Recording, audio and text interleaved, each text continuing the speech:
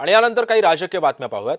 राष्ट्रवादी शरदचंद्र पवार पक्षाचे सर्वेसर्वा शरद पवारांचा आजचा दिल्ली दौरा रद्द झालेला आहे। शरद पवार बारामतीच्या दिशेने आता रवाना झालेले आहेत। दौरा रद्द होण्याचं कारण अद्याप गुलदस्त्यात आहे। शरद पवारांचा दिल्ली दौरा का रद्द झाला, कशासाठी रद्द झाला हे सुद्धा कारण अद्याप समोर आलेलं नाहीये। अचानकपणे शरद पवारांनी बारामती जवळ केलेली आहे। बारामतीला शरद पवार निघालेले आहेत।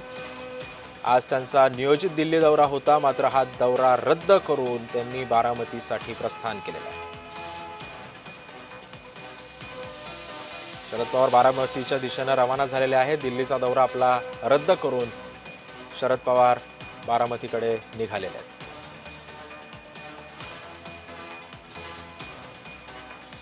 हा दौरा का रद्द झाला याचं कारण अद्याप समोर आलेलं नाहीये, मात्र शरद पवारांच्या या बारामती दौऱ्यानं सध्या सर्वांचंच लक्ष वेधून घेतलेलं आहे। अचानकपणे असं काय कारण उद्भवलं की दिल्ली दौरा रद्द करून त्यांनी बारामतीला जाण्याचा निर्णय घेतला। या संदर्भात अधिक माहिती जाणून घेऊयात। माझा सहकारी रोहन कदम सध्या आपल्या सोबत आहे। रोहन, शरद पवारांचा दिल्ली दौरा अचानक रद्द होतो आणि शरद पवार युटर्न मारून थेट बारामतीच्या दिशेने रवाना होतात। काय कारण आहे या दिल्ली दौरा रद्द होण्याचं आणि बारामतीला असं काय काम आहे शरद पवारांचं?